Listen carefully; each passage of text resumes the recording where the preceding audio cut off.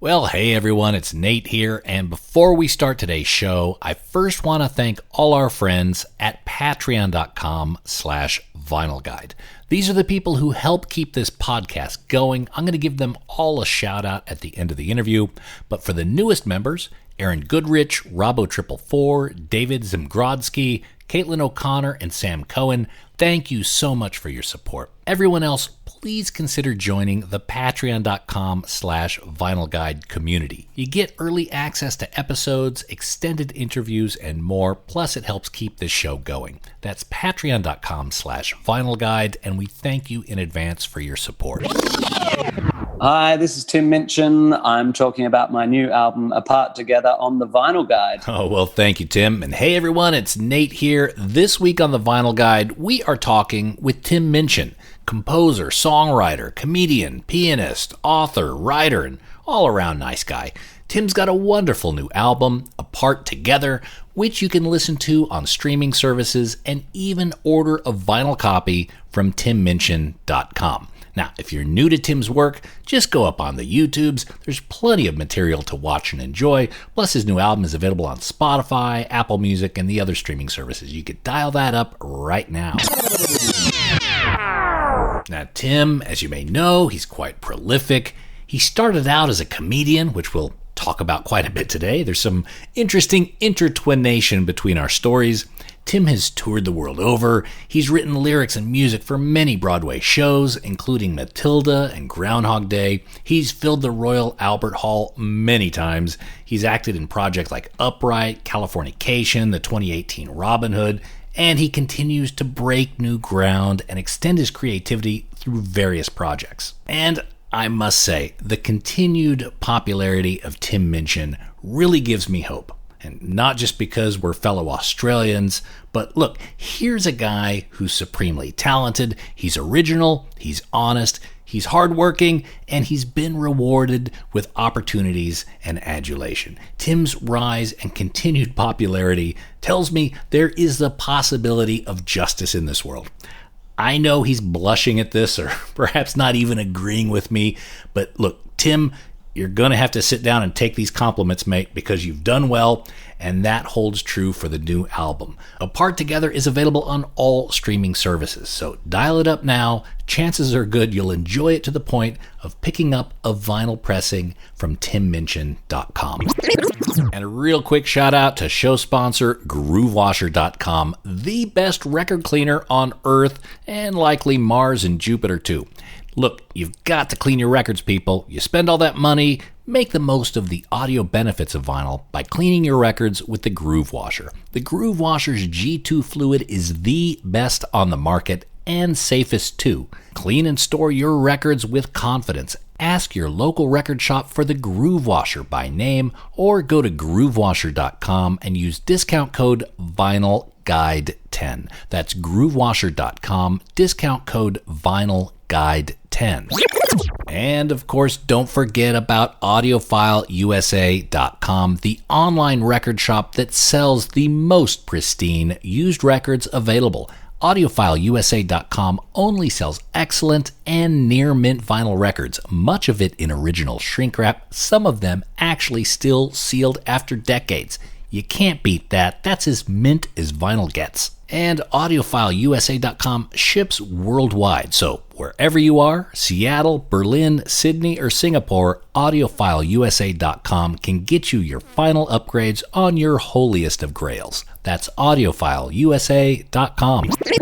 And finally, don't forget there are hundreds of other episodes of the Vinyl Guide ready for your enjoyment, including last week's episode with Mike Campbell of Tom Petty and the Heartbreakers, Episode 247 featuring Rat Scabies of The Damned, Episode 242 with Thurston Moore of Sonic Youth, Episode 241 with Rob Halford of Judas Priest, Episode 237 with Guy Pratt of Pink Floyd, Episode 235 with Jay Bentley of Bad Religion, and tons more. Just subscribe on Apple Podcasts, follow us on Spotify, subscribe to us on Stitcher, Sonnet, or wherever you get your podcasts.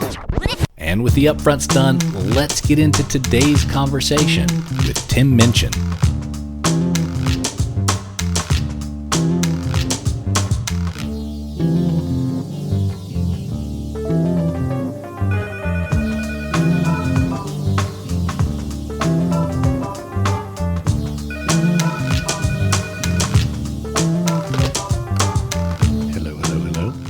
Hey, How are you? I'm good. I'm just wandering around looking for my motherfucking headphones. Oh, there you go. I'm wiring up, brother. These Apple headphones, I mean, say what you like about Apple. They're pretty freaking good. You're still on the cables, too. I know. Old school. All right. There's your deck in the background. Oh, yeah. Here we go. Yes. Well, this is actually the downstairs one, the downstairs collection. Upstairs is where I have the nice, comfy chair, and that sucker right there. That's a 1924 gramophone. Oh, that's so great. Yeah. Nearly 100 years old. Where do you live? In Sydney? I'm up on the North Shore of Sydney. Nice. How long have you lived in Sydney for? Since 2001. Nice. November 7th, I remember because it was Melbourne Cup Day. Right. And You're like, what the hell is this? No, I got from the airport. I had a bag. I had a guitar. I took it to the flat and I went straight to the pub. I was like, I love this country already. Yeah, this is just so good. Perfect. Yeah. And welcome back home, by the way. You've had quite a whirlwind few years. Yeah. I guess 15 years or 14 years. No, I guess it was 12 years overseas by the time we got to Sydney, but we'd never lived in Sydney either. So we're still starting again. You know, we're still on a journey of trying to figure out where the hell we belong. So there's a lot to cover, and I want to get through it all. But for a few minutes, I want to tell you a little bit of a story. Yes, please. Because I've never told this story on the show. In fact, I'm not even sure I told many of my friends about it, but it does involve you. You are in this story. Yeah, well, as a narcissist, that's very important. So, in fact, you feature in it. So, the year is 2005. The setting is the Melbourne International Comedy Festival. And I believe that was the year where you premiered the show Dark Side. That's correct. So I remember that was the show you ended up grabbing some awards. It launched you to Edinburgh where you got the Perrier Award. So it was a big event. Yeah, it's the origin of everything. It is. Okay, so that's the big bang. Yeah, that's ground zero. So that same year, in that same RMIT little theater there was the launch of my comedy career, which went on a decidedly different trajectory, let's be clear. But I was actually part of the comedy group that rented that same theater just before your show. So I think ours was like at 6 to 7, and then you came on at 7:15 or 7:30 to 8. So you were essentially directly after our group. Wasn't that Ronnie Jones? No, it was Mike in Transit. Oh, yeah, that's right.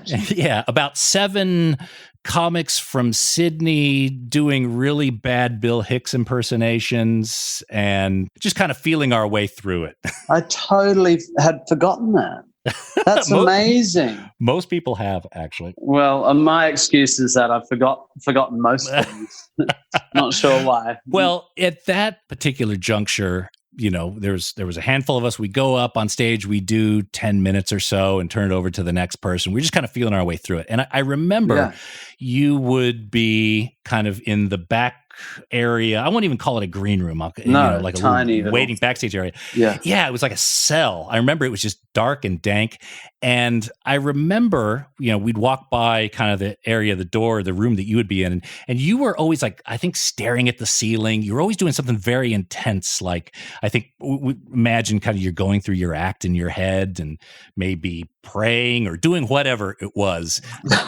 You're keeping very much to yourself. And I remember us, there was no judgment. It was like, well, everyone kind of prepares for their show in their own way. And, this is the way he does it. Yeah. So I happened at that Melbourne Comedy Festival. I was able to score a gig at Melbourne Town Hall, essentially doing about 7 minutes opening for Arj Barker. Uh-huh. And for a comic, a first-year comic, it was just an insane opportunity. Huge. Absolutely. Huge room. And Arj was a huge comic. Yeah. He is a big name in Australia. Absolutely. And I think the room, Melbourne Town Hall, is about 1,500 people or something. And I'd just been used to that point, doing comedy in front of, drunk punters or whatever. And so I was intimidated. Yeah. And I was still kind of working on myself, like trying to figure out, how do I deal with stage fright? I've got a good 10, 12 minutes, but I have to do that. My crowd play is shit. I can't improvise that much. So I'm still kind of feeling my comfort levels around. Yeah. So to prepare for that town hall gig, I devised a plan in this RMIT theater. I'm going to do my set in this RMIT theater. I'm going to do it nude. Oh. I'm going to do it nude. And that way I've reasoned that, okay, everyone's worst fear is kind of, showing up to school or work with no pants on or something like that. Yeah. And I thought, you know what, if I do this, if I actually go out there and do my act naked in front of these, probably 4 dozen people, then I will have survived. I will have gone through the worst. I will have conquered, and then I will be impervious because the worst has happened to me and I will have lived to tell about it. So I talk to the RMIT people. I say, can I do this? Can I do it? Can I do it? Right. And they said, well, no one's ever asked that before. But they cited, you know what, there may be a health code violation. Do you know there what? May be... I'm starting to remember this. Okay. I fucking remember this. Oh man, I'm starting to remember this. Okay, keep talking. Holy shit, I remember this. So you will remember that I'm not a handsome man. That is an abject untruth. How dare you? You're a thing of great beauty. Oh no, my wife. Thank God she's got bad eyesight, because I tell you, I've clearly exceeded my genetic potential. Anyway, so I go out on this stage, and the compromise with the RMIT people was like, okay, you could do it in your underwear. You can't do it totally naked because there's probably some law you'd be breaking. We don't know what it is. Yeah. So I went in my underwear, which was not boxers, not briefs, kind of the little, tidy thigh things, right? Yeah. And as you go on stage, there's your eyes kind of adjust. It's a sea of darkness initially. And all I hear in the darkness is my wife cackling. Did she know you were going to do it, or was it a surprise for her? No idea. I did it. This is all within about 5 minutes before I went on, which I think is generally a really good time to make decisions like that.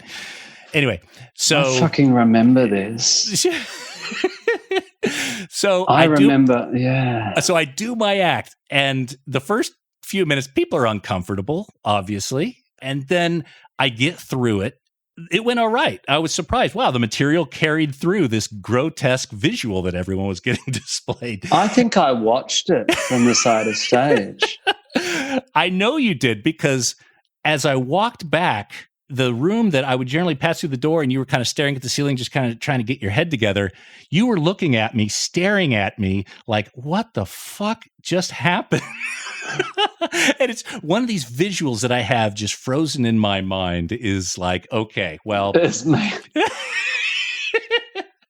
so good. I remember, but I mean, I remember that. I think I can almost bring to mind the light glinting off the curve of one of your testicles. I do remember it. Yes. There would have been a lot of shading and activity there. So good. And how did the town hall gig go? Do you think Did it work? It went fantastic. In fact, it was the biggest crowd that I'd played, obviously, to that point, and it was this energy that I couldn't go to sleep. It was one of these things to where I know now why performers, when they go up and they have a good show, it's a good crowd. The crowd gives them energy, and then it must be really hard to wind down at the end. Is that what you find as well? Yeah, well, I think curtain to bedtime's 3 to 4 hours and a bottle of wine. Yeah. I mean, it depends what you want to do. The trouble with a lot of performers try and stay up there because the crash is too sad, and that's when they get in trouble with drugs and stuff. But I've got it down to less wine and less time, but not much. I've just had to learn to accept. Often, if the curtain comes down at 10:30, it's often about 3, 4. It's often over 4 hours. Yeah. It must be this lonely moment that you hit from, having all that energy and all that adoration to then kind of being back in the car on the way to the hotel. Yeah. It must be just huge contrast.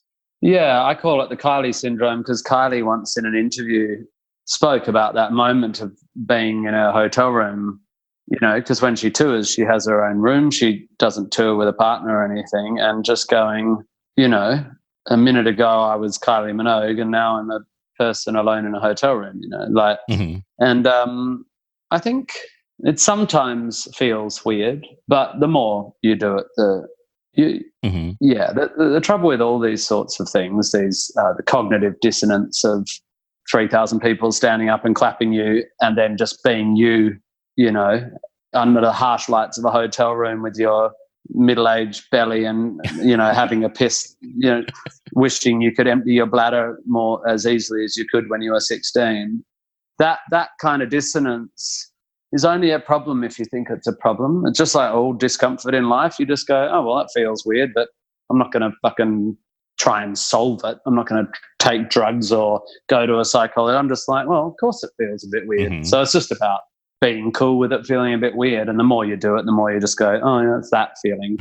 But I get off stage and like drink half a bottle of red wine in minutes. It's just trying to offset the adrenaline. Now, you've got a lot of lyrics to remember, a lot of rhymes. Does a glass of wine improve or harm a show beforehand? Well, I've always been of a mind that a glass of wine, so back to 2005 and me staring at the ceiling. I mean, I was 29, and I felt like I was onto something. I kind of had a sense that year I wasn't in your headspace of I want to try this out. I felt like I'd been playing music and acting and performing for 9 years, and I felt like a bit of an outsider because I was a bit weird looking and not the sort of person who gets acting gigs on Neighbours, and I felt like a bit of an outsider of the music industry because I wasn't a smoking stoner, shuffling working class, venting my pain rocker. I just had a sense that year that what I had figured out, that this coal-eyed, big head grand piano, and that was the gig where I said I want a grand piano, and that's why I went to RMIT, because I had a grand piano. Even though no one knew who I was and no one gave a shit, I went, I need a grand piano. I'm going to go high status, low status, right? Mm-hmm. And I was taking it very, very seriously. I thought this is a fucking chance to have a career. And I was very nervous and wanted to be very, very good. And I wanted it to be impeccable. And of course, I didn't achieve that, but I achieved something down the path to something very tight. Mm. And I was very worried about my vocal health. I was very worried that I was going to lose my voice in this, and so that I was basically taking it very seriously. And so the person you saw staring at the ceiling was not drinking. I was sucking lozenges and dealing with that anxiety of I have to do 28 shows in 30 days for the first time, and the audience is growing. And I bring all that up because I then went and did Edinburgh, and the same. I didn't drink. I was so anxious. And so I started that festival that we did together with 30 people in the room, and by the end of, I think 150 people fitted in that theatre, and I think by the final night of the festival I had filled it. By the time that year was over, I had performed 2 songs at the Royal Albert Hall in between Mariah Carey and Westlife. That was the beginning of a fucking crazy year of having to have a look at yourself in the mirror and go, can you do this? Are you a person who can walk out in front of 3,000 people and hold your nerve? Mm-hmm. It's very much what you're talking about with your undies and the town hall. That kind of like, well, hold on, I was just starting my career, but I'm now at the town hall with Arj Barker, and I have to figure out what your undies experiment was a test. Am I brave? And that year was my Am I Brave year. And the footage of that Royal Albert Hall performance of Inflatable You, I've watched it. I never watched myself, but I've watched it over the years. And I watched myself walk out on stage at, 29 and look up. And I can see in my eyes the moment I felt where I went, fuck yeah, I can do this. And I remember it. I remember being really nervous, but walking out on stage and going, yeah, fuck yeah, I'll make these people laugh. Mm-hmm. And, only 5 years later, I was filling that hall several times by myself. But those moments are hugely transitional. And I bring all that up, I guess, just trying to get back to a glass of wine, because what I then did is got very relaxed and got to the point where I could play a 10,000 seat venue, and I worked really hard on taking away all the ritual. I went, I'm not superstitious. I want to be able to do this job whether I've got the flu, whether I'm having to rush off stage at interval to have diarrhea, which I've had, or have a bucket by the piano, which I've had. I want to be able to do it if I've had the most stressful day of my life, if I haven't had time to warm up, if there's no dressing room, if no one, if my rider isn't there. I want to be able to do it because I have a craft that I can do, not because of some magic formula. Did you find yourself being a bit superstitious? Did you find yourself kind of going into the room? Well, no, but I guess for a while there, thought I had to have this cup of tea and that. Not superstitious, but I thought a ritual was a good idea. And that is so rife in our industry. But I actually decided to go the other way. And I've done it with my writing too. I can write anywhere. I don't need a special hat or a magic pen or a beautiful room with a view of a lake. I want to be able to write a song anywhere because it's not about the rest of that stuff. But I did get very relaxed, and the only ritual I had over the years was like I'd have a big glass of red wine and then a Red Bull before I went on stage. So a little bit of a nerve settler and then a little bit of a jumpy round. Yeah, fucking disgusting. But this last tour, so, the tour before COVID killed it, the November last year in the UK, I went, you know what? I'm 44. I'm a fucking father. These people have paid proper money to see me, that I'm going to do these gigs sober. I want to be really good. I don't want to be a bit loose. I want to be really good. So it was a bit of a reversion to how you met me, staring at the ceiling. I went, come on, this is not your right to have this audience. This is an obligation and you need to be really sharp. I had a couple of nights where I was a bit loose on my lyrics and stuff. So I stopped and reverted to only drinking red wine after the show. But the Red Bull stayed. Actually, that's a lie. I started having one at interval. Okay. So in 2005, the character that you have, was pretty well there. The hair, the eyeliner, the pantomime, and that character. Yeah. Actually, do you refer to that character as a third person? I tend to talk about him, but I tend to talk about him always. Like we were filming a music video this week and I'd be like, and so he's going to be on stage and then he's going to walk down, not because it's a character, but because we're talking from a different point of view. That sounds a bit weird, but by the way, that character had been really the hair, the eyes and the overcoat that got developed within the three months of when I met you. So it was all very new. It just all coalesced, Yeah, because I imagine there was probably some experiments like, oh, maybe he'll have blue hair. No, let's not do that. Let's, But that came together rather quick and very successful, the combination. So there must have been some truth in each of those elements that constructed that character. Yeah, he really was just, he's just me. I understood that my shtick was that the show was sort of virtuosic, So there's elements of like a Beethoven or Mozartian. So it's funny if someone's saying fuck, God's a cunt, whilst playing piano very well, And at that stage, I wasn't a very good pianist, and I forced myself to get better through that period of realizing there was an audience for this stuff. But I was good enough that people went, holy shit, Cat can play the piano. Yeah. Well, up to that point, you had tried to have what was then a traditional music career, yeah? Was that Timmy the Dog? Is that the original act that you thought was aligned to you? Oh, no. It's always more complicated than that. Firstly, I've always written music for theatre and acted and stuff. But to the extent that I was trying to do original music, I thought one of the strands of that I was trying to do, I was trying to be an actor and I was trying to be a muso and I was trying to be a theatre composer. But I sort of thought the theatre composing thing was a bit of a cop-out. I thought, oh, yeah, well, you do that if you can't be a rock star, right? But I had a band called Moon Unit with my brother when I was like 13, and then a band called Arnold.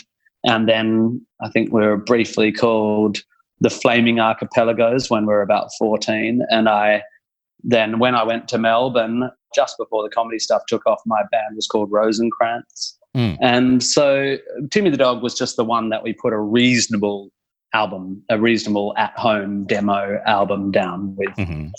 But stepping into comedy is a whole different world at that point. What gave you the confidence, the idea to try doing what I guess is musical cabaret comedy?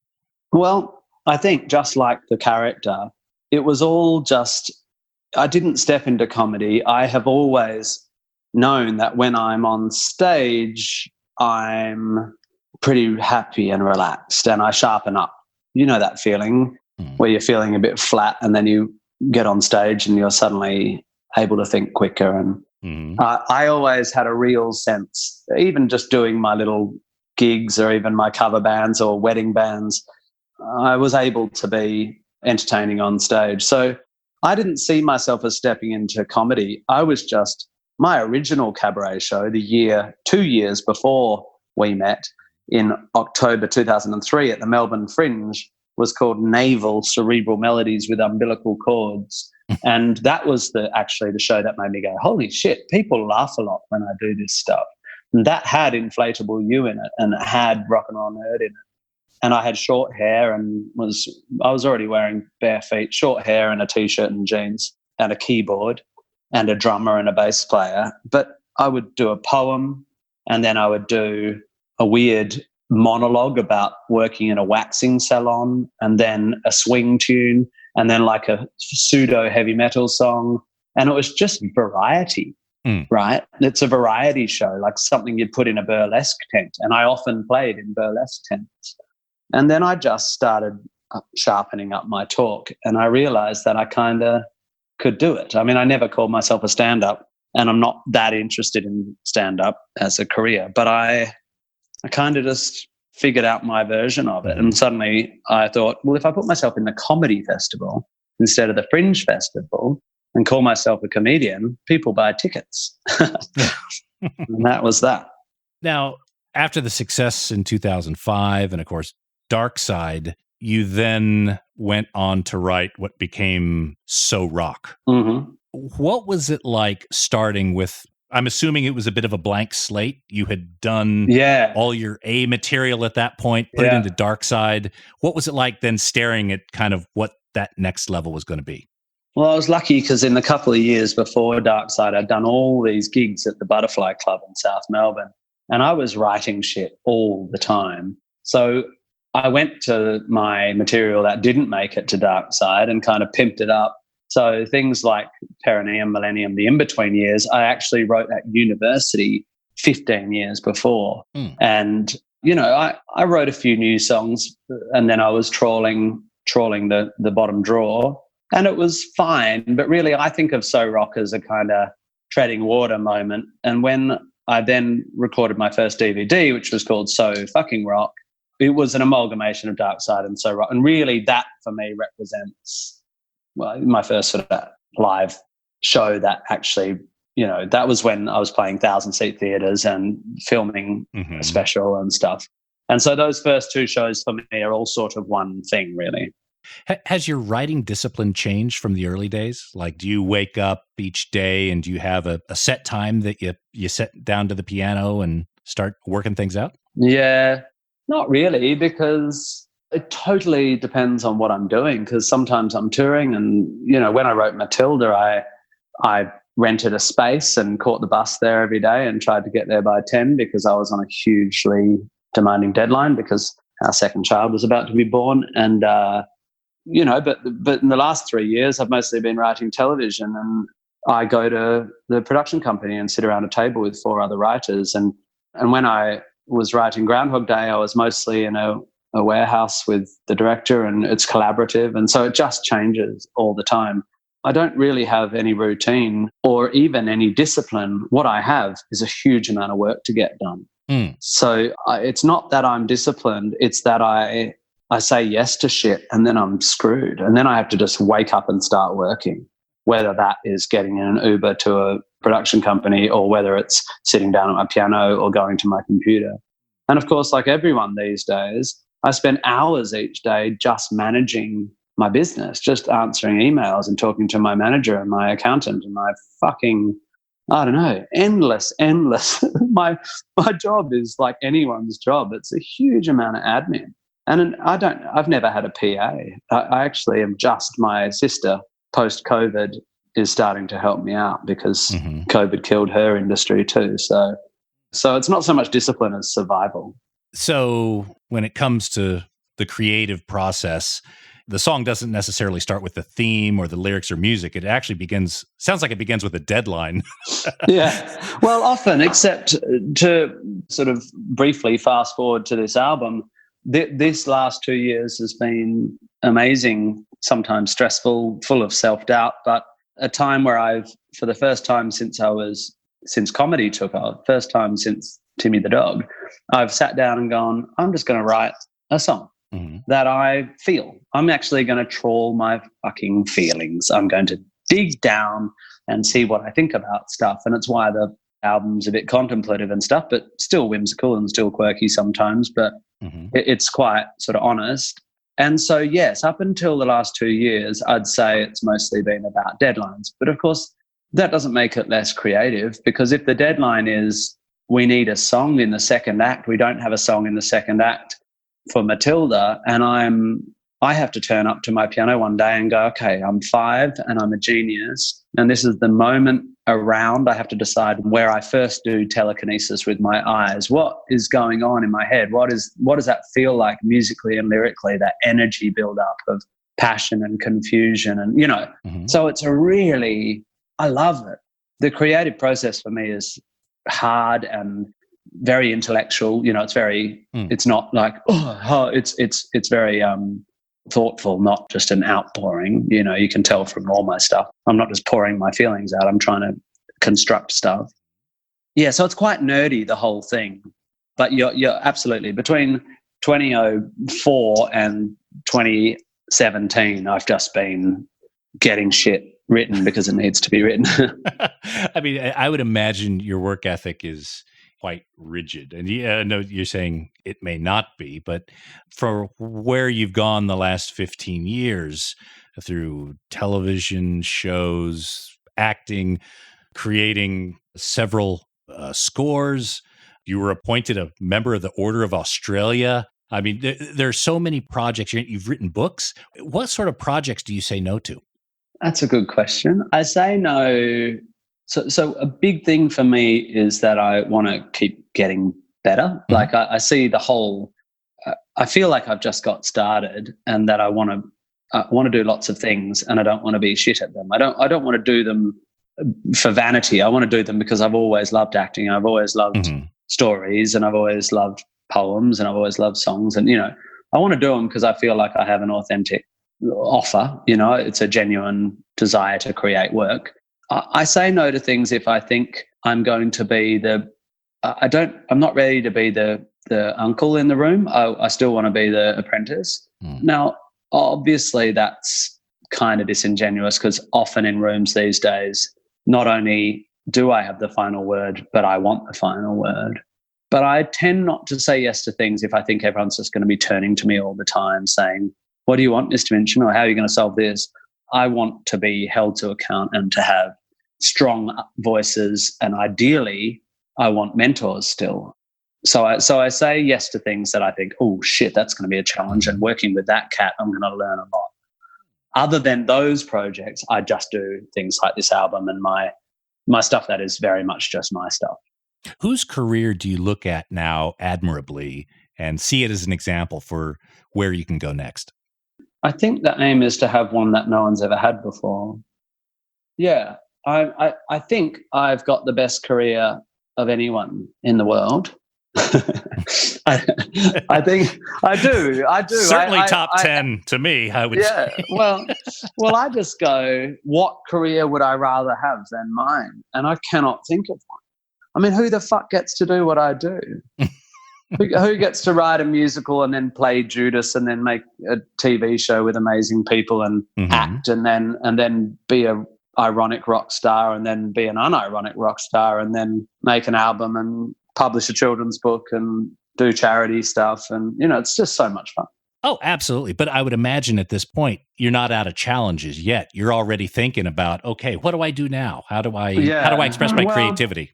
Yeah, I think what I want to do, I think now sort of as of this album, I'm at a point where I don't need to push out into any new areas, except I'd like to write a book, like a sort of nonfiction, not autobiographical by any means, but a sort of, anyway, I guess I'll write a book one day, and I guess I'll direct a bit more. But now I just want to, I've only got, what have I got left?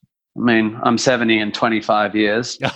So, well, look what you've done in the last 15. I mean, well, that's right. But I guess that means if I aim to write 3 more musicals, put out 3 more albums, do a tour every 2 years, so 12 more tours, make 3 more TV shows, a couple of feature films, and write a couple of books, that's it, right? I'm done. I'll run out of time at about that point. So yeah, I'm not really looking to push out in many directions. And when I say, I think it probably says something about my personality, and hopefully not something bad, that I really do not think about other people's careers particularly, certainly not aspirationally. I just go, shit, what do I get to do now? And a lot of my decisions are based on being careful to fulfill my duties as a father and husband and stuff. So a hell of a lot of my decisions, although it might not look like it, have been making sure, like I've moved away from the places I'm most famous. Like I've moved back to Australia, which is not the best thing for my career. And I've said no to presenting panel shows because I didn't want to get more famous in England. And I said no to sitcoms based on my life because I don't want my life to be trawled. I try to do projects that are not going to make me ubiquitous. I don't particularly want to be a household name. I don't want to be always recognized on the street. I'm still at a point where if I tuck my hair up and put my glasses on, I can get about. So I've made all those decisions as well. It's not actually all about ambition, and it's certainly not about trying to emulate.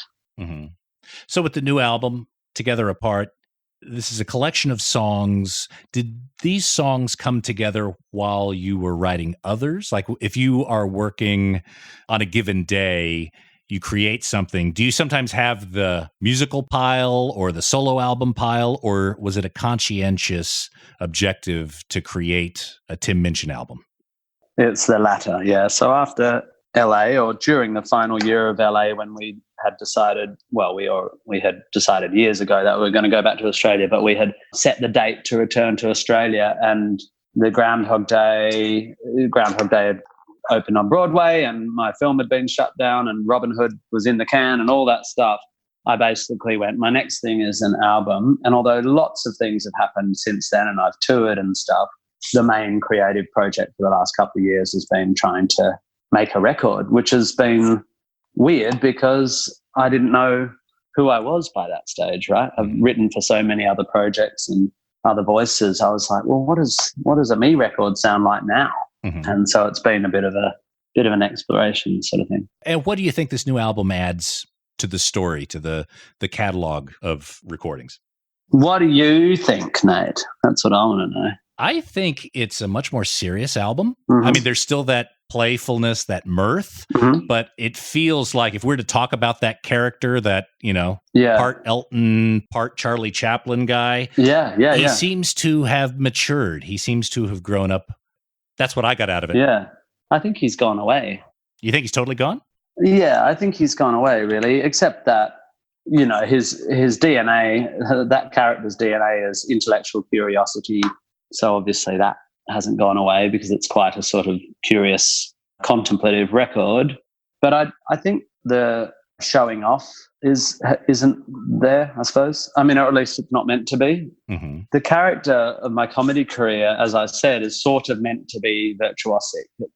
With the orchestra show that my comedy career sort of ended on or peaked on. Well, that's when I sort of went, okay, I've done that and I'll do other stuff now.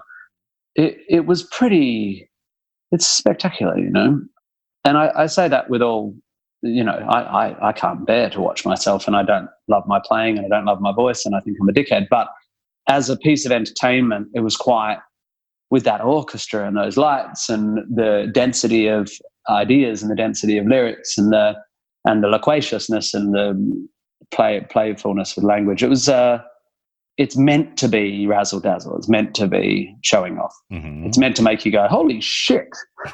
This record's not meant to make you, it's not trying to show you how clever I am. at all. I hope not, anyway. It's meant to just make you feel, think about some shit that happens in life that you might not have thought about in those terms before, like love being decay and, wondering whether you'll be cool if you are about to face a violent death. And, it's, I hope it's really entertaining, but it's not burlesque anymore. Oh, I absolutely loved it. My wife and I listened to it the other night, and we're used to seeing the Tim Minchin character through the keyhole of that character. Yeah, right. And, obviously you've had the time within yourself to understand the variation, but that's who we thought of when we were listening to it. And we discussed it. It's like, it seems like that character, again, it's matured, it's gone beyond, but there is still that playfulness and making points like, women in Porsche SUVs tend to look miserable. Yeah. That's totally North Shore. I totally get that. So there's these and that is the sort of thing that is a song that old character might have written. Mm-hmm. I think I've very consciously decided that we don't live in a time that needs more polemicists. I think when back in our day at RMIT, I felt, and I don't think I was wrong, that there was room for polemic, that, and all the way through to Cardinal Pell and all that there is a time and a place to say that is fucking bullshit and those people don't deserve our respect. However, in a post-Twitter world, everyone's a polemicist. I would argue that they're not very good ones because they don't rhyme. But I have sort of, certainly this album and the difference between where I am now and where I was when I did comedy is that one of my main tools was polemic, was eviscerating ideas. And I am desperate that in this era, in this post-Trumpian, divisive, post-Russian interference world, I'm desperate to put out healing stuff. And it doesn't mean you have to get all Hallmark card, but with Groundhog Day and Upright and this record, the three major works of the last 5 years in my life, they are all addressing the question of how are you meant to live a good life in a tough universe. Yeah. Well, more outrage is just exhausting at this point. It is. There's I don't want to be part of it anymore. Yeah. Now, you seem to have kept yourself extremely well grounded, throughout the last few decades. Still married, family devoted, approachable. Attitude has matured but not soured. How do you avoid the trappings of that rise and becoming as well known as you are? Well, it's nice that you say that. That actually means a lot, that people like you who have seen me over many years feels like I think a trap I have fallen into, which rises up when I'm doing a lot of press, is you are obliged to talk about yourself a lot. And even on this podcast, so I'll hang up the phone from you in 10 minutes or whatever and go, fuck, I talked too much and stayed too long. I'll have remorse that I always feel like I should be asking how your last 15 years have been and stuff, but I know that's not the job right now. So I still have the gut. You're still not still nearly beautiful. Enough sit-ups. Do you still wear tighty undies? I do, actually. Thanks for asking. Yeah, me too. Once you've started, you never go back. I think self-obsession is the trap, really, in that when people are always asking about your work and your work, when you make something, a lot of people take notice. It's very hard not to get your internal monologue is like, and when people recognize you on the street, there's a reason why famous people are fucked up, basically. Your internal eye tends to move outwards, so you start observing yourself. You start observing yourself from the outside a bit. It's totally natural and totally understandable that you start worrying about who you are and how you appear and all that, and that's not healthy for humans. You should keep your sense of self inside, and you should keep your self-esteem as something that is strengthened by your family and friends, not by what someone says about you in a blog or whatever. And so a big part of it for me is not reading about myself or Googling myself or anything. So I do that. But it's just Sarah, really, and the kids. I mean, I'm very, very good friends with my wife, and my wife doesn't give a shit about all this nonsense. She doesn't read interviews about me either. And she loves me and appreciates my work, but she doesn't think it makes me anything special. And I suppose that's a huge part of it. But more than anything, I just come from a really loving, really tight, really no-nonsense family. Mm-hmm. And my values were fixed long before that moment when I walked out on the stage in Royal Albert Hall. My values were already there. My wife was already pregnant. My understanding of the value of family and ethical responsibility and paying your tax and all those things, they were already there. Mm-hmm. So a big thing is don't get famous young. Spend your 20s poor.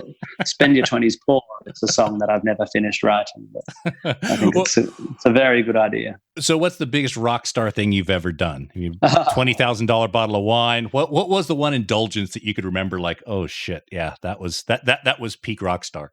I just don't.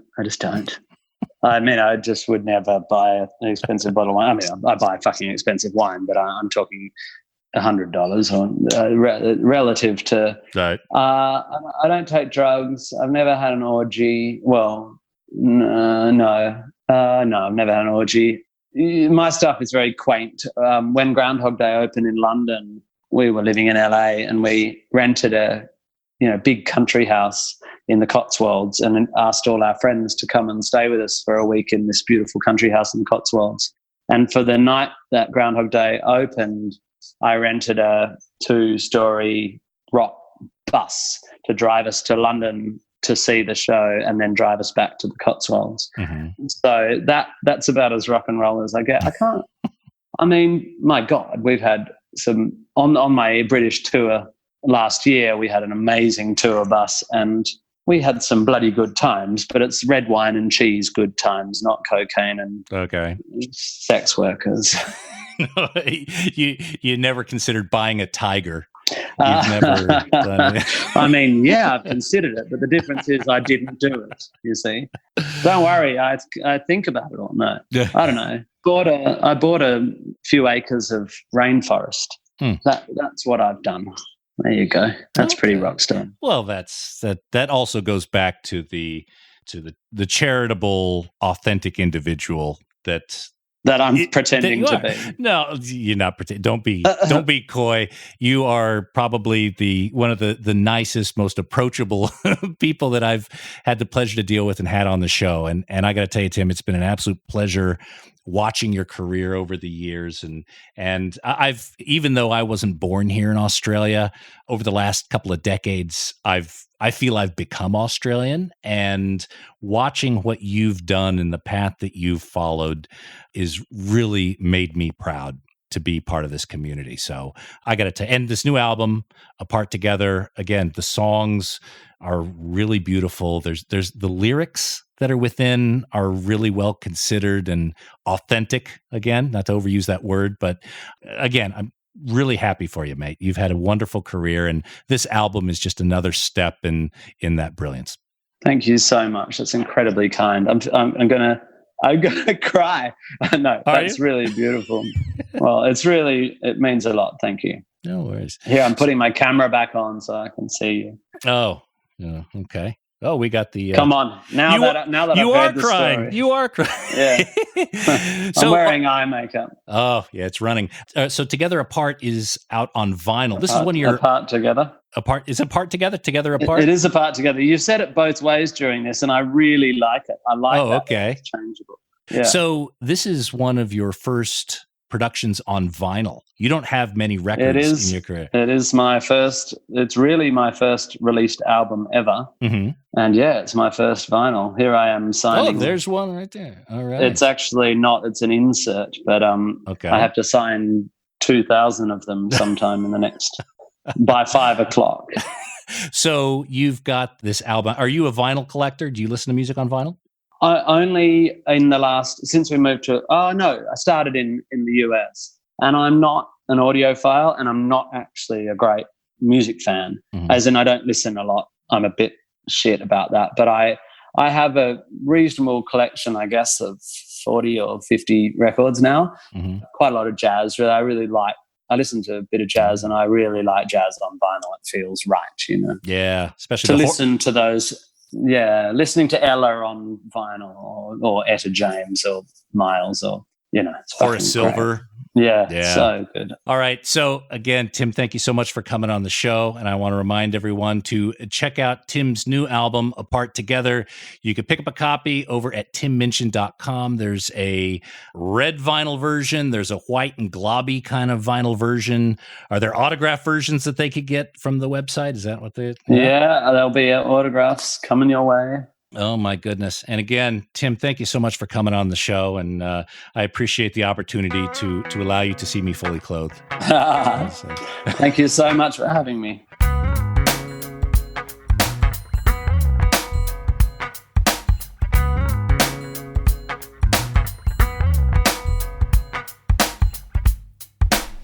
Oh, there we go, Mr. Tim Minchin. Great to reconnect with him after so many years.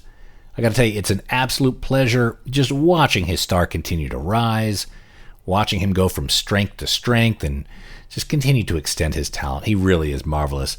And his new album, Apart Together, is just as marvelous as he is. You can check it out on all streaming services, dial it up, try before you buy, but then head over to timminchin.com where they have different vinyl variants of which you can pick up. And he's also got a live streaming concert. I think if you go to timminchin.com right now, you could still catch the tail end of it.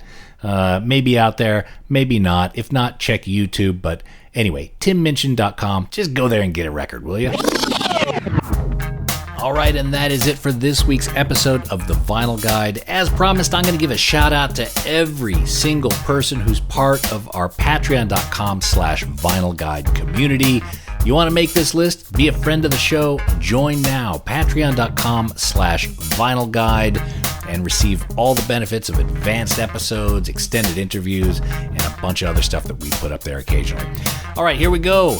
Huge thanks to Robo444, Aaron Goodrich, David Zibgrodsky, Caitlin O'Connor, Sam Cohen, Miguel Alvarez, Chris Glue, Isaac, E.M., Carolina Hidalgo, Patrick Thompson, Eric Lands, Brian King, Christian Death, Michael Scholar Jr., Chad Dyer, Tehejat, Tom Osman, Jason, Gregory Plass, Dayton Canley, Mike McGlinnan, Bruno Bissonette, Tom Beery, Chuck Boyd, John Raptis, Declan Phoenix, Ricky Harris, David Wellbeloved, Dan T., Trostles, Kevin Mosher, David Phillips, Regis Wack, Michael Howerton, James Dumont, John Lilliquist, David Messer, Michael J. Caluzzi, Tim Clifford, Jen DiEugenio, Timo Christofferson, Jason Maka, Sean Kenny, Jose Marcel Berto de Souza, and Sean Kelly. You are all rock stars. Thank you so much for your support, and I hope to keep bringing you the content that you love here on The Vinyl Guide.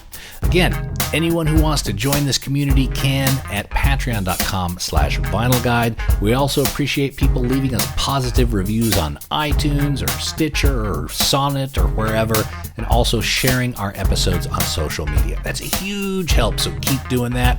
And we'll be back shortly with a brand new episode. So until we talk next time, keep spinning. Cheers.